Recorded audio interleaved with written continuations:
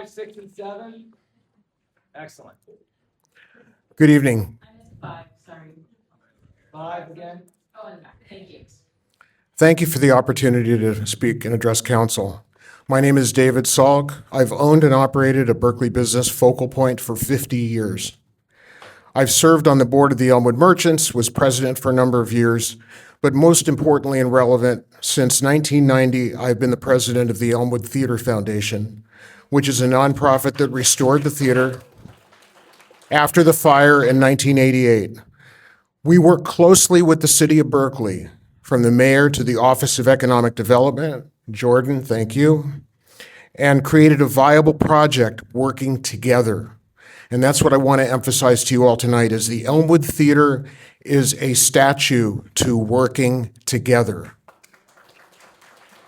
When I learned about the August meeting at St. John's, I learned about it 2 days before. Now, I'm not saying that there wasn't some attempt to do reach out, but there clearly wasn't enough. But more importantly, at the presentation in August, there was no mention by anyone about the fact that there were possibly other options, nor was there any mention about the idea that businesses were going to be displaced. If these projects were going to get built, you can't build a 5-story, 6-story building on top of an existing business. They get displaced. They either move or they close. And the idea that moving is going to be something that can be assisted with low interest loans and mitigation, is just utter nonsense. Those businesses will not, first of all, they will likely not find other places to move to. And even if they do, the amount of debt they're going to incur in rehabbing the spaces and moving, forget it. It won't happen. So what strikes me about this, though, is that I appreciate the fact that there were these presentations by the planning department when the city was laying out the two options. But they could have anticipated that business owners would have panicked. They could have anticipated that business owners would have come to that meeting and thought, what are the implications of this for my business?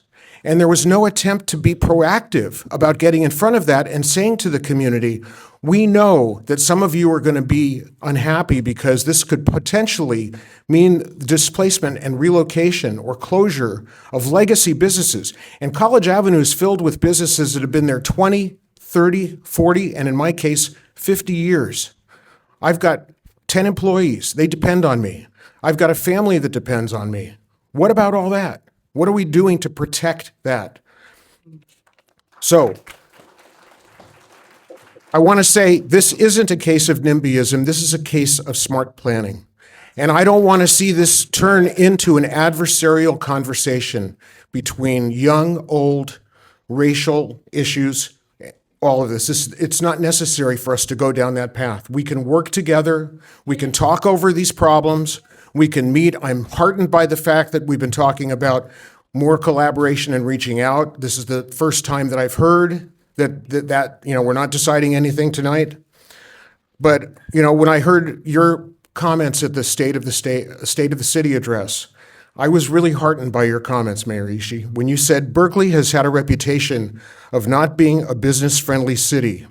And I want to turn that reputation around, and my office understands the direct connection between the success of our local businesses with our local economy, jobs, and the unique culture of Berkeley. And to that I say, bravo. I'm asking for you to show us the respect that we deserve. Social justice is about housing, but it's also about protecting our small businesses. Thank you very much.